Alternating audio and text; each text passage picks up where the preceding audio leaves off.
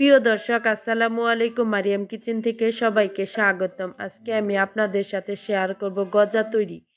যারা দোকানের মতো পারফেক্টভাবে গজা তৈরি করতে চান তারা এই রেসিপিটি দেখে বানাতে পারবেন। চলুন দেখে নিই পুরো প্রস্তুত প্রণালী। এখানে একটি বাটির মধ্যে 1.5 কাপ পরিমাণে আটা দিয়ে দেব। আপনারা চাইলে ময়দা দিয়েও এই গজা তৈরি করতে পারেন। পরিমাণ মতো লবণ দিয়ে দেব। 1.5 টেবিল চামচ পরিমাণে সয়াবিন তেল দিয়ে দেব। তেল আটার সাথে ভালো করে মিশিয়ে নেব। এটা মেশানোর সময় একটু সময় নিয়ে মিশাতে হবে। মেশানোর পর যখন এই রকম হবে তখন এর মধ্যে পানি দিতে হবে। পানি একবারে ঢেলে দেওয়া যাবে না, পানি আস্তে আস্তে দিয়ে ডো তৈরি করে নিতে হবে।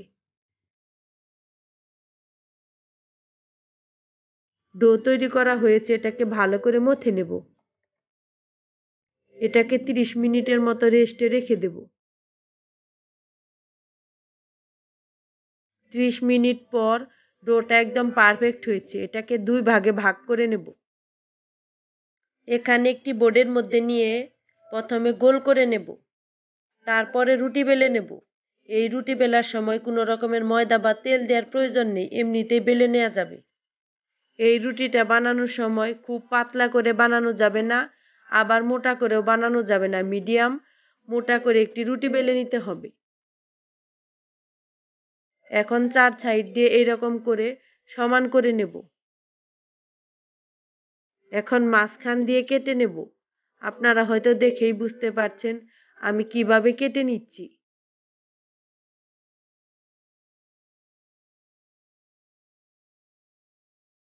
এখন এই গজার মধ্যে এইরকম করে ছুরি দিয়ে দাগ কেটে নেব, যেন ভাজার সময় ফুলে না উঠে। এইরকম করে সবগুলো গজার মধ্যে দাগ কেটে নিতে হবে। সবগুলো গজা বানানো হয়েছে। ভাজার জন্য চুলায় প্যান বসিয়ে এর মধ্যে পরিমাণ মতো সয়াবিন তেল দিয়ে তেল গরম করে নিয়েছি। এর মধ্যে গজাগুলো দিয়ে দেব। এ পর্যায়ে চুলার আঁচ মিডিয়ামে রেখেছি।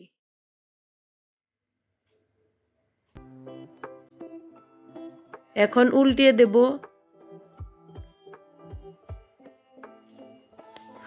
সবগুলো গজায় এইরকম করে উল্টিয়ে দিতে হবে।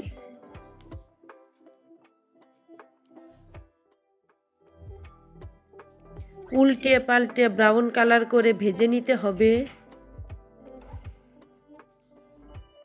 ব্রাউন কালার করে ভেজে নিয়েছি। এখন চুলার থেকে তেল ঝরিয়ে নামিয়ে নেব। এর মধ্যে বাকি গজাগুলো ভেজে নেব।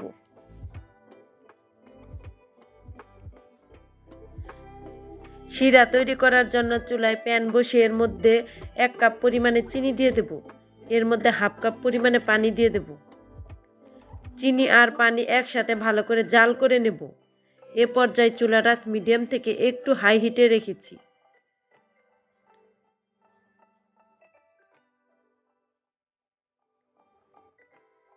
এই শিরাটা তৈরি করার সময় খুব ভালো করে জাল করে নিতে হবে। খুব বেশি পাতলা করা যাবে না, আবার একদম ঘন করা যাবে না। এই শিরাটা জাল করার সময় 1 তারের বা 2 তারে করার কোনো প্রয়োজন নেই।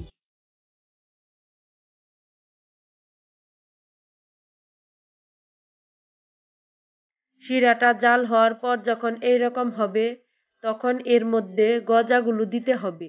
চিনি শিরাটা তখন গরম থাকবে আর গজাটা হালকা গরম থাকবে। এখন ঘন ঘন নাড়াচাড়া দিতে হবে। এ পর্যায়ে চুলা বন্ধ করে দিতে হবে।